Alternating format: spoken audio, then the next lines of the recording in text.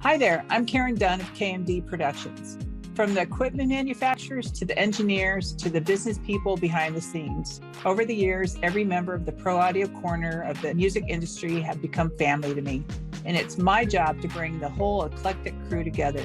Each episode, I'll introduce you to one of these characters and open a window into my world of creating community in pro audio. Thanks for tuning in to One and Done. Hi, I'd like to welcome Josh Gudwin. He's a mixing engineer and producer. Hi, Josh. Thank you so much for doing this with me today. Hi, Karen. Thanks for inviting me on. Yeah. So I understand that you are hungry, so please eat while we're doing this. I usually start this by talking about how we met. And I don't know you really well, but the way we met is, and I don't know if you remember, I was going to go see Rose Mancherney for the weekend. And she said, "Do you want to go to a wedding?" She said, "There are two people. They're really nice. They worked at Record Plant." And I said, "Yeah, sure." Because how do you say no to Rose, right? Yeah, it's hard. So I met you and Buffy at your wedding.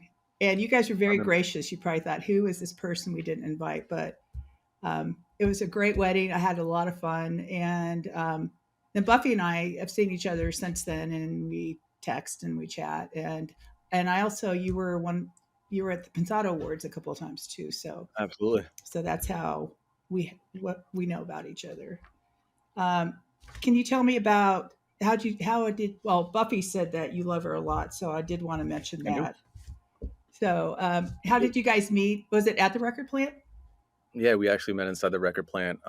She was working with Ron Fair, and I was assistant engineering sessions at the time on a different grind. And she was dating a friend of mine. We went to a couple shows, hung out. They broke up, and then I got together with Buffy, and that was 12 years ago. Wow. And how long you been married? A little over 4. Okay. Yeah.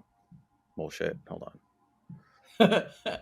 Almost 7, actually. What am I Wow. saying? Yeah, Do you know your wedding anniversary? I do. It's the 31st of August. Oh, good for you. Yeah. My wedding anniversary is May 1st because I figured it was a date I would never forget. I couldn't tell you how many years, but I always remember the day. So, Yeah. why don't you talk a little bit about, you were in the Marines, Hmm. and so can you talk a little bit about that and also how you went from the Marines into the music industry? Yeah. Well, I was going to school in Gainesville, Florida at Santa Fe Community College. Not really doing much, and just in a party circuit, really kind of just bailing on school and stuff like that. Mm-hmm. And kind of woke up one day and felt like I needed like a drastic change in my life, or I was going to go down like a path that I saw myself going down, and wasn't really into that. Excuse me. So I don't know what it was that was like once you join the Marines. Um, my grandpa was a World War II veteran, but he never like pushed military service on us, Mm-hmm. on his grandkids. Um, I don't know. It was like one of those impulsive things. I was like, if I can get through this 4-year term with the Marines, then I could do whatever I want afterwards and be fine. But Um, the Marines is it always seems to me, not knowing, that the Marines is the hardest discipline to go into of all the military services. I mean, they're all a little different.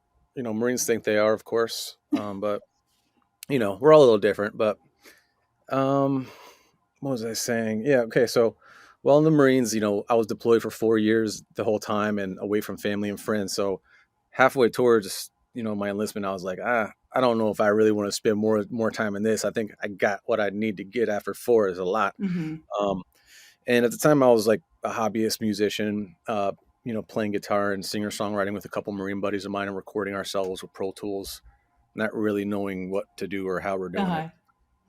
Uh-huh. And so by the time I got out, I came to California to visit some friends, and they were all doing music production and music and just in their apartments and making songs. And like, I immediately fell in love. I was like, this is what I want to do now. Uh-huh. And, kind of approach it in that kind of way and just took it there. So, did you grow up with music in your house? Are your parents, were they Always. musicians? What's that background? Well, my mom's a pianist, and they're both like avid music listeners. My grandparents, I have fond memories of them like dancing to jazz music in the living room, Oh, and very cool. always had family always had music on. Uh-huh. And was there I grew up with old country and Frank Sinatra and Edith Piaf. So, what kind of music did you grow up listening to? Mm, I grew up. My dad's like a rock guy, so like Eric Clapton, Led Zeppelin, and stuff like that. And my mom is like a blues guy or blues girl, and she know like BB King and Stevie Oh, very Ray cool. Yeah. and Jimmy and like things like that. So that kind of mesh. My dad was also really into classical music, which I never got into personally, but Hmm. that was on a lot. My dad had like stacks of CDs, and he had a stereo player that was dope, and so I just put on headphones and listen to some of those musics and stare at that Blind Faith album cover with the naked chick. Uh, Was it Blind Faith? Oh no. I don't know, I but gotta I know the cover. I gotta look that up. So, do you think being in the military influenced your work life at all? Like the discipline or just all that kind of stuff. Is that Are there any takeaways from being in the Marines that you incorporate in your daily work life? Yeah, absolutely. When you're put through so much mental stress and mental independence, Hmm. that kind of thing, day in and day out, without like being able to just be like, all right, I'm done. Um, after a couple of years of that, anything else is kind of easy.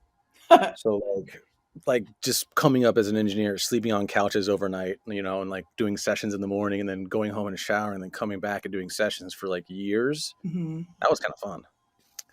Going on the road and just like being away from home and traveling to new places and just, everything set up and lined up, that's kind of fun. Hmm. And so all that stuff for me was really easy to do. Um, and only I would say to the point where I just started mixing a lot, I kind of been able to taper off that a little bit too. But there's a lot of discipline in professionally mixing as well because, you know, there's just a lot that goes into that. Right. So you do seem to be working all the time. It was tough to schedule this with you just because your schedule is just Sorry. crazy busy. So, and you have a whole bunch of fame right now, and you're doing a lot of stuff, and I'm sure people want you to mix their records and be a part of what they're doing. So, how do you deal with that and not let all that fame go to your head? Because you seem like a pretty grounded guy. Yeah, I'm kind of more of a behind the scene, like not introvert, but like it doesn't make me feel good to like talk about myself a lot. Uh-huh. Like I don't like it's hard for me to do certain things, like post certain things that like Buffy encourages me to post. Hmm. Um, and also I still always feel like a student in my mind, and I never feel like I got this shit. Like it's like it's all like to me it's just a process because I'm always learning new shit every day when I mix and techniques and styles and just flow essentially.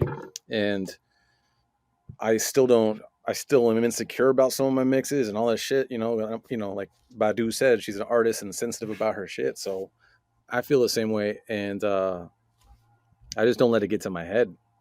I have a wife that holds me down in the most positive way, and we're building. We've built our company and our brand from scratch Hmm. together, and that's another thing too. Is like we're not chasing a status. We're literally just doing what's coming to us Right. and serving Now, essentially. how is that working with Buffy? Some people cannot work with their significant other at all. So, Yeah, how is that with you guys? It seems to be pretty successful and working out okay. it's successful. It is challenging. I cannot lie and say it's not challenging because there's so much business to talk about. Like I don't want to talk about money, rates, schedule. I just want stuff to do. And Right. and Buffy knows all that stuff. And then when those two have to blend, sometimes those conversations have to happen. It can get stressful. It's like just like any kind of like relationship, and then you got to shut it off and then go back to the marriage part. So you know Right. it's a struggle and it's stressful, but I think every relationship has a struggle. And whether it's business or there's who knows what the freak. Yeah. I'm trying not to curse. That's why I said That's freak. okay. Podcast, you can say whatever you want, unless you're I know. trying for a personal reason. I don't I'm care. not. No, No, I just want to like I, hurt your podcast or something. oh no, I've been in this industry too long. People always, if they say swear in front of me, it's just like, really? You don't think that Yeah. I've heard this before? here's another thing too. Sorry if you were gonna No, get no, ready no. to Go jump on the ahead. next thing, but like with Buff and I, Uh, we've been in it for so long together that she knows what I like. Like we know each other well in that kind of sense, and to bring a third person in on that, at like it just doesn't feel right either. mm-hmm. As long as I'm happy, as long as she's happy and she wants to do it, and I want her to do it, and that's the case. Yeah, So yeah. So a long time ago, one of the years that I was doing tech awards, we used to have volunteers. I'd get calls for people to come. They'd want to work for free and help out. So I always said yes. So Rose always helped me. And one year, this one woman volunteered, and I didn't know her, but I said sure. And she was going around pitching herself to people like Ed and Al and whoever was there. So Rose said, "You can't do this anymore. You need to interview people."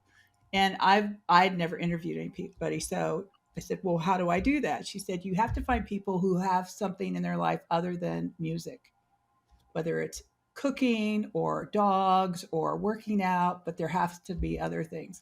And that was the best advice because that's what I do all the time. And the reason I'm bringing this up is because it seems like you have a really good work life balance and you seem to do so much that isn't concerned directly with music.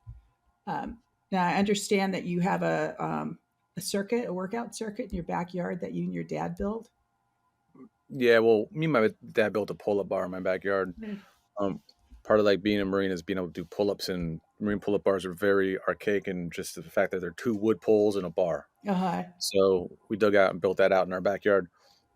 But as far as the circuit goes, I found that when I do physically move and exercise, I feel better, and all in my mind and my body, Mm-hmm. and I feel younger and stronger. Um, just it happens pretty quickly too. Like just take a couple of weeks to get into it. And also I've been living in the music industry for over a decade now with endless food budgets, freaking, you know, whatever you kind of want, you kind of Uh-huh. can get it. It's like, and I've had access and I've been able to touch all those things.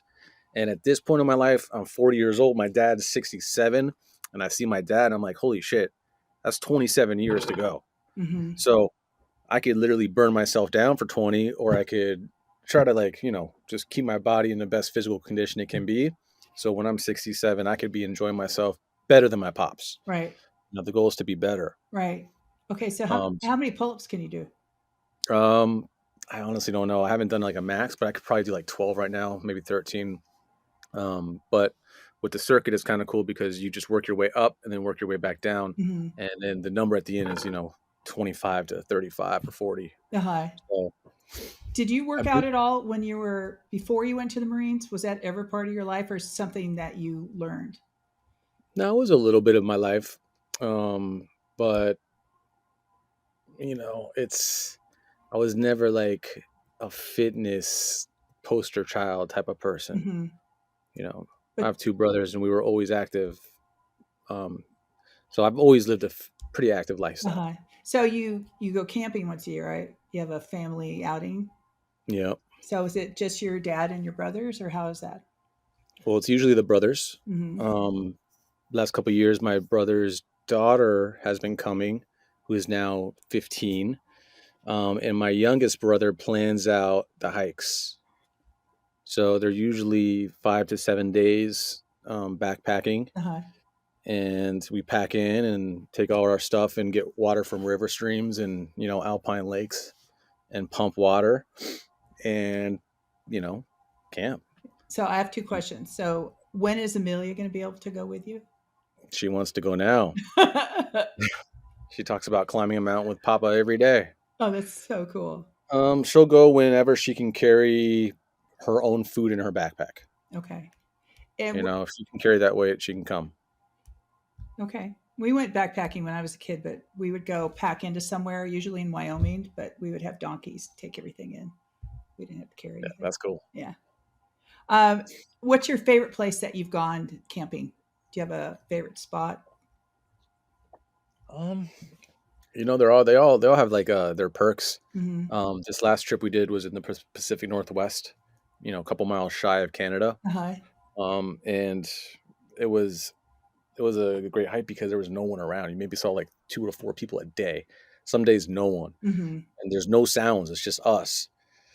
So anytime I can go on a camping trip and not have to see a lot of people Uh, or hear any man-made sounds is incredible. so, what do you think is the thing that you get out of most when you're out on these trips?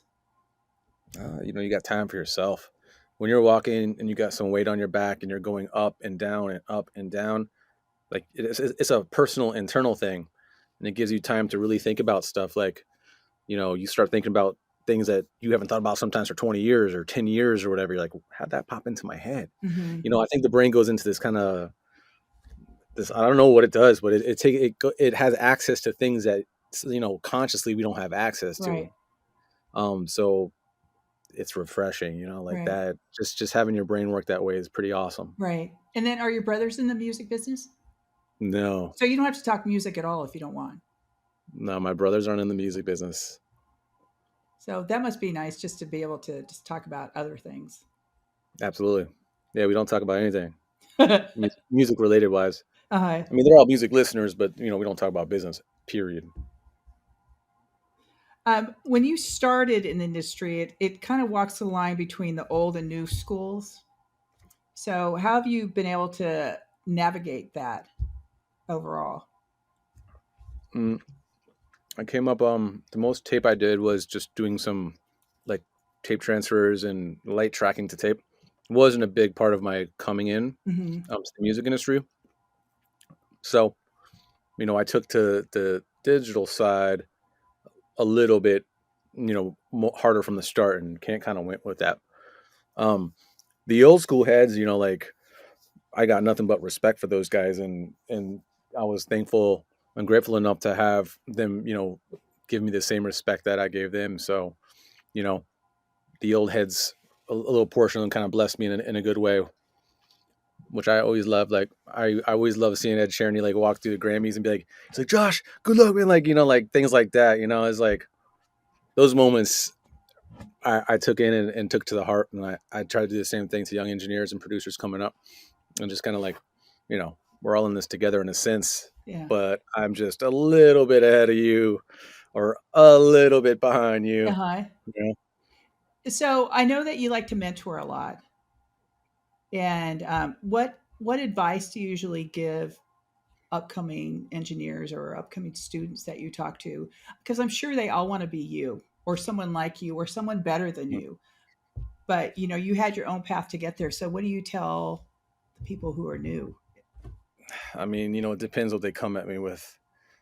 Some people want to like beat other mixers mixes, and I'm like, dude, it's not about that. Like, what we do is way deeper than just mixing a record. Like, and I try to give them the honest advice that I wish someone would have given me, kind Hmm. of thing, or that why would I not be honest with people and tell them like, yo, you're thinking about the wrong things, Right. or like try to look at this perspective, and a lot of the guys from Record Plant hit me up and ask me about shit like that. I just give them straight up advice, like, you know, Now you have a staff of 4 engineers. I understand there's 2 women and 2 men. yep. Um, what were you looking for when you hired them? Well, I met my first assistant engineer that I ever had at Full Sail when I Uh-huh. went down there for a Hall of Fame Uh-huh. week. And he was on point. I was like, bro, if you want to come to LA and I need an assistant pretty soon, he was like, come out. So he did. But he was also a music producer and like a electronic music producer, and like kind of wanted to pursue that. So the 2 year term I got from Dave Pizzato, 2 years max, like Mhm. unless you graduate into another position that just happens to reveal itself, Uh-huh. because jobs just reveal themselves sometimes. It's like, hey, why don't you do that? Because you're already kind of doing that. Uh-huh. So I needed another guy. So we hit up Mark Wessel from Berkeley, and then he sent us a bunch of people, interviewed a couple people, and my next assistant engineer was Elijah, who Mhm. is now my Atmos engineer, the main engineer in the Atmos room. um, then COVID happened, so Elijah did a little bit longer than his 2 year term. Yeah, so Elijah went back to Toronto, I think it was, and then we had hit up Mark Wessel again for another round of Berkeley grads, and then I got Heidi Mhm. from that batch. Then Elijah came back to LA from Toronto, and now he's in this room most of the time. And then we needed like a overnight kind of person for the Atmos room because Uh-huh. there's just like so many deliverables and stuff that takes time to do that one person can't do it. So we hired Anna for that, and then we needed a kind of a go between each room, a kind of utility type of engineer, and then we hired Dylan Hmm. for that. So just out of necessity, we had to hire people. Yeah. Well, it's a good thing that you need to hire people. Yeah. So if there's someone coming out of Berkeley or any Full Sail, any of them, and they send you a resume, what is the one thing that you're looking for, whether it's in the resume or when you interview them in person? What I makes don't, I someone stick out? I don't look at any resumes. Buffy looks at the resumes. Buffy knows how to look at that kind of thing, and she Hmm. she knows how to like what or like okay, let's zoom. And then so she's just been holding like initial Zoom conversations to really catch a personality because it's your skill is one thing, your personality is one thing. If you could spend all this time with people, the personality has to match the person you're trying to be with. Um, and so she's looking for that, and she's also looking for work ethic. She's also looking for flags. You know what I'm saying? Hmm. And then once she boils down that to a couple people, then I'll meet them, and then choose who I think is going to best fit Right. what we do. Right. So is that fit like attitude wise or skill wise? Mainly attitude, because I we could teach anybody how to do anything over here. Um, this is a lot of what we do is learned. A lot of what we do is also just instinctually felt Hmm. emotionally. So right now I'm doing the mixing, so I need someone that I could teach things to keep the operation going and to make it easy for me when it's time for me to come in and mix. Right. And then, does that make sense? Yeah, no, it does. It really does. So I've done a lot of the speed mentoring things that you and Buffy have done. And the question I always ask is like, what is like one of the most important characteristics someone needs to have that's coming into the business? And they every time people say you have to be a good hang. Yeah. So you agree with that? Yeah, because if you feel like you're working and someone doesn't want to be there, it's like, oh shit, I'm keeping this person here. They don't want to be here. I know they don't want to be here. This is day 10 of this session. Like, I know, like, what, all these things go in your mind, and then that takes my mind off of the music and the Hmm. song and what I'm doing to the song and what I'm doing to the music. And energy is very, you can feel when someone's angry. My dog knows when, Buffy and I are having a conversation that's not a normal conversation. Like energy is felt. Hmm. So that's extremely, I mean, hanging is clear, clean energy. It Right. doesn't take anything away. If it only it gives to you, right? So when you're mixing something, what kind of vibe do you bring into the mix? What do you like? I know some people see things in colors and some people see it, hear the sounds, but so how is that process for you? Um, my process is this: in my heart and in my soul and in my inner being, when something feels perfectly right for me, I get flushed with an emotion, I get flushed with feeling, and whether it's goosebumps or like I feel it in my whole body tingles. If I get all of my mixes to do that to me, Uh-huh. that's what I do.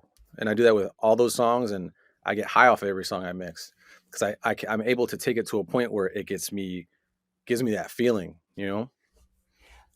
What That's happens that's really it. if you're not getting that feeling?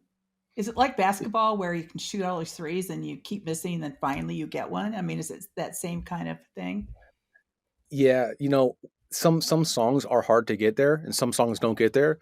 Usually, when songs don't get there, I found with experience, I always felt like it was something that I was doing wrong. Mhm. But music is is a phase has a phase relationship. And when things on the production side or things on the recording side have phase issues, they make it feel weird. They make you feel nauseous. Like, you could hear a sound and it makes you feel nauseous or sick. Uh-huh.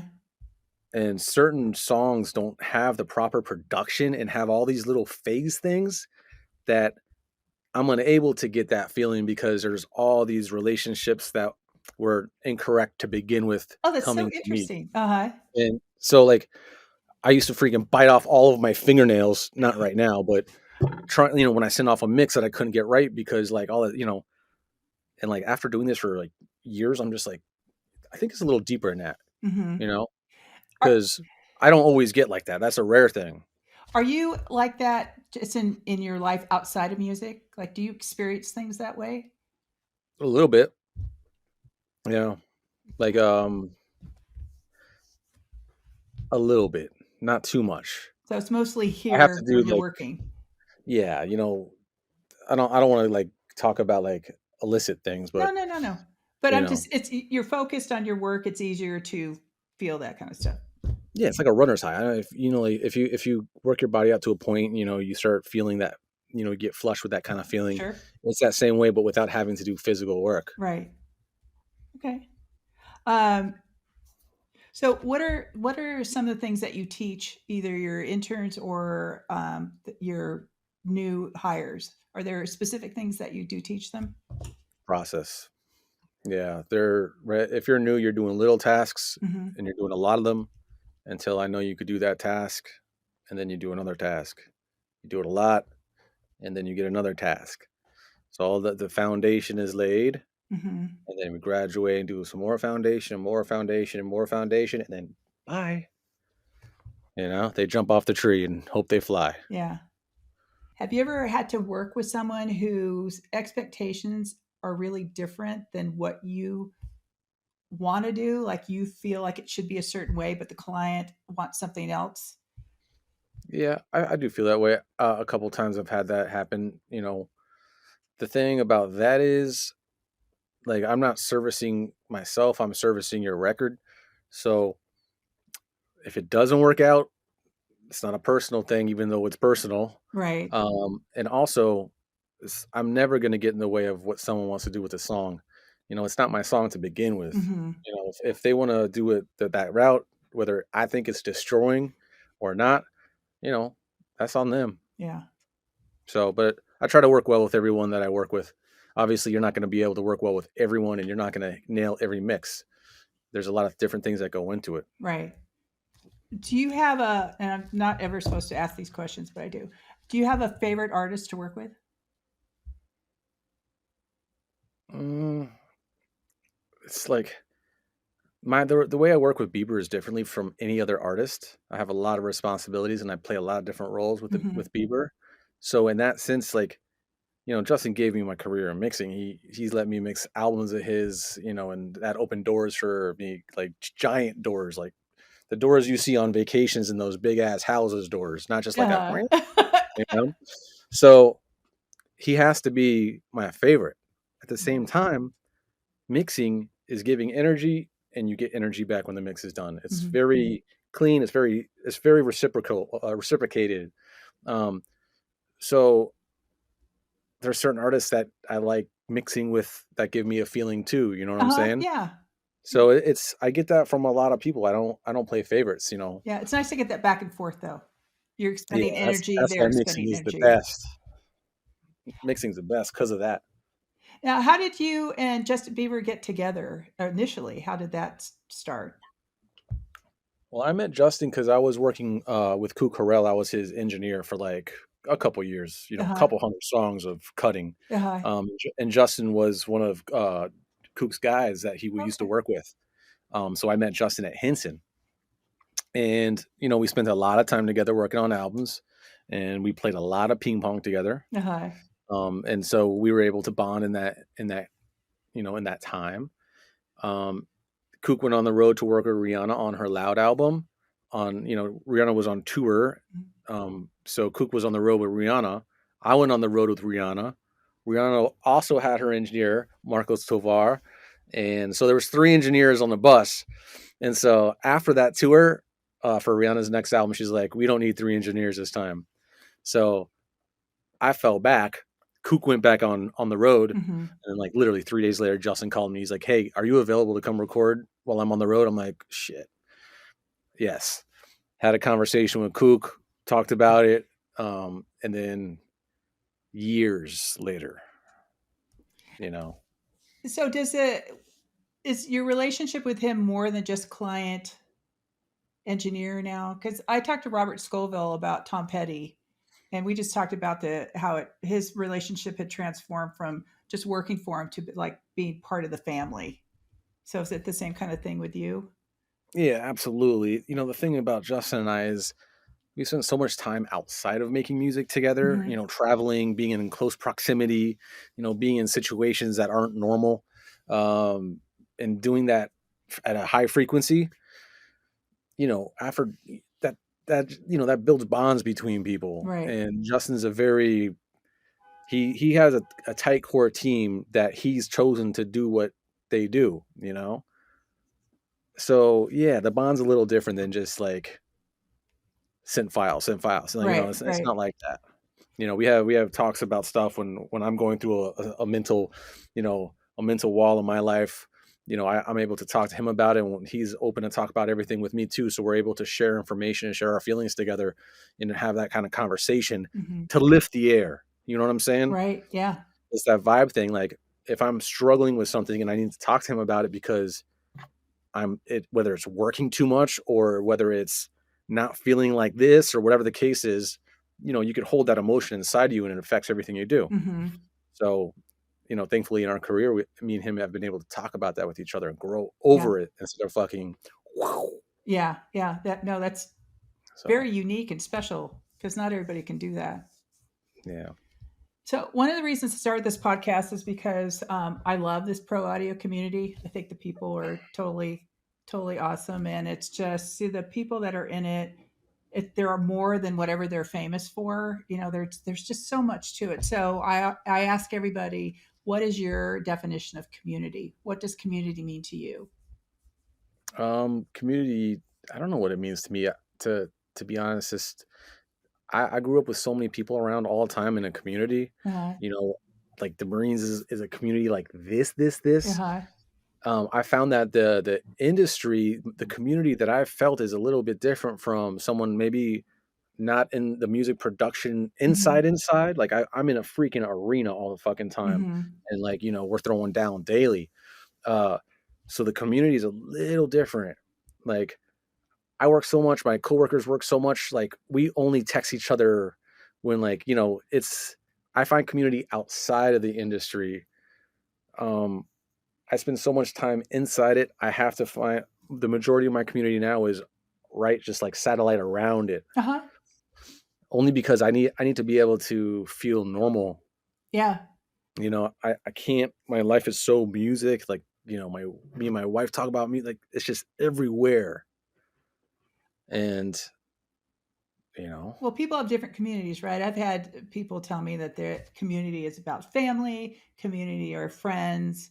It doesn't have to be specifically just this industry, but community, I think, especially with the whole pandemic, if you had a community, and a lot of people want to be part of a community, then, Hmm. just to be able to Yeah. connect and be part of something bigger. Yeah, I mean, family and friends for sure are important. I have some long friends that I've known before I came to LA that are in LA that we spend time with. A couple Marine buddies of mine live in LA that we work out with. Hmm. Um, so I have a strong communal side outside of the music industry, and at the same time, I know so many assistant engineers and young producers from before anything happened. No, any those dudes hit me up for anything, like whatever, like my door is I have an open door policy here, like to come in and Hmm. learn if you are that type of person. Uh-huh. Be surprised at how many people do not take that opportunity. You know. It's all about being open to learn and change all the time, I Hmm. think. So I think it'd be a great opportunity. Um, so I hear you love fish. So tell me why you like them so much. They definitely have a devoted following. So what is it about them that you love so much? Okay, here's the thing about fish. I knew kids in middle school that used to go, and I never liked it. I never even entertained it. Justin's guitar player Dan Canner I was on the road with him for a couple years, and he'd be like, "Yo, you coming to tour this year? You coming to tour this year?" Like, hell no, man, come on. He finally got me to a show in 2014, introduced me the proper way with the proper people, got to know the band a little bit. And then the music, is not for everyone, but there is a time where it clicks like this, and you get that feeling, and you get it multiple times a show. Uh-huh. And so when I find those feelings, I'm going back to that feeling again. You know what I'm saying? Like Uh-huh. there's nothing that makes you feel that kind of way. Mhm. Um, I understand that you're into cryptocurrency. Yeah, at this point in my life, um, 2014, I was on an island with Bieber, and I met this guy, and he's like, we had a lot of drinks, having fun all night, and then he's like, "Yo, how much money you got in stocks?"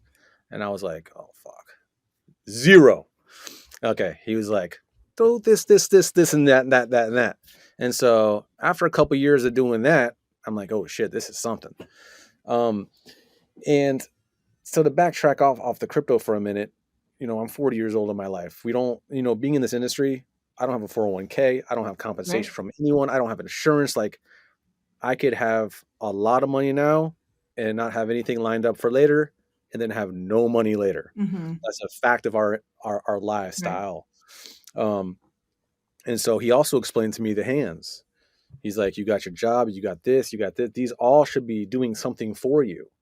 And so the way I look at it is, I have a job, I have a home, I have, stocks, crypto, and like I'm trying to put things on all of my fingers that make my life easier Mm-hmm. for when I need it, or for when it's time to go send Ami G to college, or whatever the case is. Like, I'm fortifying my lifestyle, so Buff and I can do this for a long time. Mm-hmm. Um, and the thing with crypto is everything's digital right now. Like I'm not here talking to you. Like I can't feel your physical energy because you're not here right now. Right. Right. So we're technically dipping our toes deep into this digital realm, and I could buy things like this. Sorry, I'm hitting my desk. I could buy things digitally with cash. I Mm-hmm. could also buy things digitally with crypto, and it's such a new thing that it's hard to understand for a lot of people, and the swings are so high and drastic that it scares the shit out of a lot of people, you know. But to me, it's super fascinating. Like, I'm in it. Don't you just have to get in it and then just not worry about it for a while? Because the swings are crazy. Absolutely. But when you look at a chart and you look at a trajectory of life, all these things in between, Uh-huh. like there's times where I'm crushing it and working home and I feel like a turd. And then there's times where I'm not doing stuff and I feel great.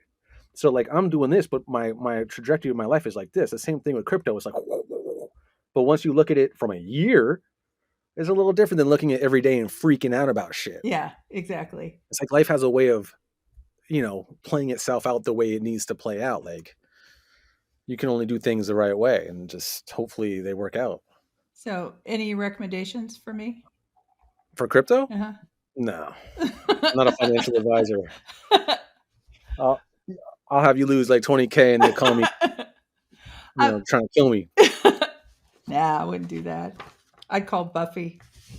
Yeah, no, the thing is, there's so much information, especially Yeah. Twitter. Like Twitter has like a crypto Twitter essentially, and a stock Twitter. Like these people are talking about what they're doing every day. And there's a lot of education out there. So Yeah, there is. even if you spend 6 months just like researching it and reading about it until you feel comfortable getting involved with it. Mm-hmm. Um, so yeah, do your due diligence. Obviously, don't be Yeah. Oh, don't be yeah. doing things because I say to do things. And I'm not talking to you, Karen. I'm talking to whoever's watching this. Right. No, no, totally. So, I know that you like to read inspiring books a lot. So, what kind of topics and what do you get out of reading them? Um, well, I like reading stories about people's lives, Hmm.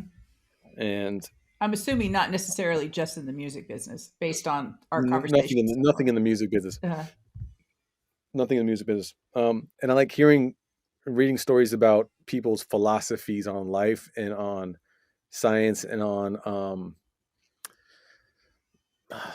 like uh, I need something to take me out of my normal life and make me think a little bit differently and make my mind move in a different direction than it normally does. mhm. And so, like, reading fantasy books don't do that for me. Uh-huh. Reading like, Matthew McConaughey's book Greenlight, for example, that book inspired me because I'm reading his stories. I'm like, oh shit, okay, okay. And he's gone through things and he explains things the way I understand them, and it makes me smile inside when I read books like that. And Mhm. it also lets me know that I'm on course with my life. I'm no fucking Matthew McConaughey, but like, there's things in my life that I could relate to the way he thinks and the way he operates with his, and I like that kind of stuff. Uh-huh. That's interesting. Do you think that you would ever wanna write a book like that? Yeah, I mean, I have a couple hundred pages written on stuff. Oh, wow. I'm sorry, not a couple hundred pages, a couple thousand words. Like, I think I'm at like 7 to 10,000 words Uh-huh. on, like, on a you know a thing that I'm doing. But I go through phases where, to me, I want to do it, and then I go through phase where why am I doing this? Mhm. So I'm not ready yet, but I have been writing for years. Is it do you find it like a release to be able to write stuff down? I think for me, writing's really hard. It's like it's great in my head, but trying to transfer it from what's inside to paper or a computer doesn't work at all for me. Yeah, I have to be in the right mindset to do that, to commit to that too. Yeah. But I find it that when I am in the right mindset, I didn't even know I was, and I'm just starting to just write. Yeah. That's You know, interesting. Yeah. And the more you write, the easier it's supposed to be.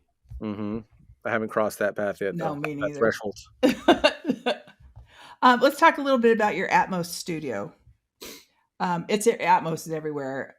Mm. And so, why should engineers be paying attention to Atmos right now and other immersive engineering?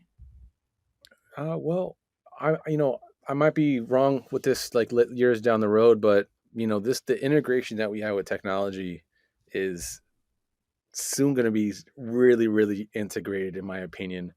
Um, and Atmos it's all around, it's everywhere, it's immersive, and essentially technology, once it becomes immersive, like our glasses or our lenses or our contacts or a chip or whatever the hell is, you know, everything goes in and then everything becomes immersive. Like, when there was mono, it was one, and then stereo is two, and 914 is a big change from two. Uh, But um I don't know. I think it's definitely something that it's kind of hard to stop at this point. right.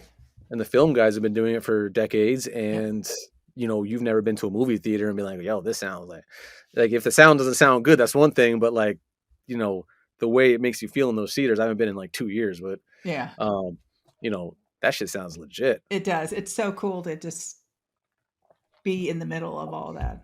Yeah, and like stereo is cool. Like, stereo's driving a fast car. I love stereo. It's like you're fucking mixing, you're creating this thing, and you're dialing it in, you're dialing it in, you're dialing it in, and it's done. Um, Atmos is a little different. I try to approach my music the same way I approach stereo. I want to make me feel that kind of way. Yeah. Um, and with Atmos, it surrounds you in a different way than stereo surrounds you. Hmm. Like, I Yeah. can't imagine being stuck with mono, listening to mono, only mono all the time. I get it, but it's There's something about being surrounded and just kind of being just like cocooned in with yeah, it. it's that womb shit. It takes you Yeah. right back to being in the womb. Yeah. Yeah. That's cool.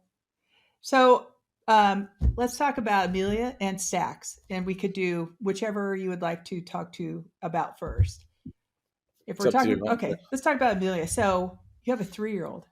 I do. Okay. And you were very busy. Buffy's very busy. Mhm. When I see Instagram with Buffy, you guys spend a lot of time together. You spend a lot of time with Amelia. So how do you balance that? And how do you not bring what's going on at work home when you're hanging out with her? Because 3 is a great, very active age. Yeah. It's hard to not bring a work home, for one. Mixing, I've been able to find a pocket where I try not to spend too much time in the studio. I can mix, get my shit done, and leave.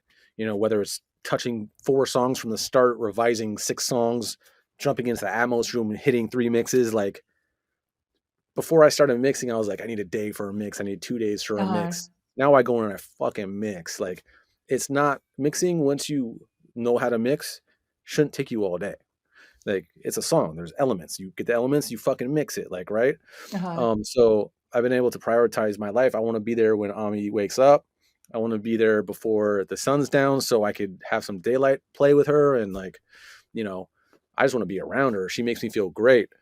Her energy is crazy. This like she's like a pure soul, Yeah. and there's never going to be a moment in my life that she's ever going to be that age again, that time again, because she's always growing so fast. Right. So I want to be there for that. You Now, know, has she spent any time with you in the studio? Does she have any mixing credits yet on anything you've done? I haven't given her mixing credits yet, but I take care of her elsewise. There's guys that give their kids mixing credits, and I think that's cool. But I haven't gone. Stax has a mixing credit, but mix assistant credit. Okay, let's talk about stacks because dogs are the best thing to talk about. Yep. So, how long have you had stacks? I want to say 6 years. And what Yeah. made you decide you needed a dog? And he's a rescue dog too, right?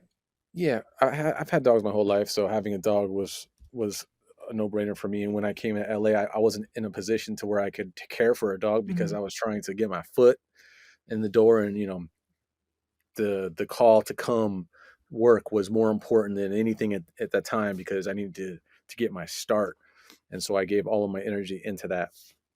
But as soon as Buff and I were together, we had something going. I've been talking about a dog for a couple years, and then Dylan Dresdo, who's another mixer, I love um, Dylan. his wife's coworker found a dog, rescue dogs. The girlfriend said, "Take him home or get rid of him." So Shelly took Stacks to their house. They have two dogs. It was a dog Yeah. tornado. Uh, Dylan called me, knew I was looking for a dog, and I met Stacks, and I was like, I love this dog. and it, And I think Buff and I like met like 30 or 40 dogs before that. wow. So you just knew Yeah. though when you saw stacks. Yeah. So how did he and Amelia get along? They get along great. They're little play pals. I worry about Stacks like accidentally like, biting her or something like that. Mhm. But he's not aggressive towards her at all. And they love each other. It's like Stacks is like I can't imagine being small and seeing a big dog like just come up to you like a face that's the same size as yours, and like she's growing up with that, Yeah, it's you cool. know? One of my favorite things that I saw on Buffy's Instagram was there was one point where she was out, you're washing your car or something, and she had the Mm. hose and Stacks was there and she was just squirting him in the face and he was loving it. Yeah, it's freaking chomping at that. Yeah, that was really funny. Okay, so last question. And this is one of my favorites. I'm not a Oh, foodie. Everybody I know is a foodie. But my favorite question is okay, so let's assume I'm coming to see you and Buffy, and we're going to go to dinner. So I want to know where we're going, what we're eating, what we're drinking, and what we're talking about. okay, so that all depends for me on the person. Like I have spots they're my go-to spots. Okay. And if we're doing sushi, we'll do Asanebo in the valley or go hit Matsuhisa in, on that side. So if we're going to get sushi, for example, we'll go crush Asanebo, get an omakase, drink some beer and sake. Uh-huh. If we're going to like a steakhouse, we'll drink some big wines and freaking eat whatever we want. You know? And then conversation really is however it develops. Like, I'm not like a super overly conversive person. I know, you're pretty quiet. Buffy is. She can Yeah. converse, and but if everyone's having fun, like conversation's easy. You Yeah. know. I heard you mention ramen earlier, and I Yeah. do fucking love me some ramen. And why is that? Ramen's one of my favorites. Yeah, I was in Okinawa, Japan for a couple years in the Marines, and I got deployed from Okinawa, Uh-huh. and like Japanese like soba and Okinawa soba and ramen were just almost all the freaking time. If you're not training and you got time to go out outside of the gate, always crush sushi or ramen. Ramen's really Yeah. the best.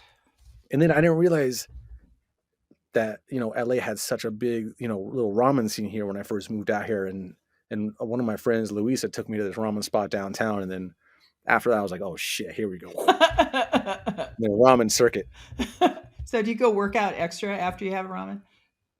That's the thing, if you're not earning your bowls of ramen or earning that stuff, it'll hurt you. Yeah, but God, it's such a good thing. Hmm.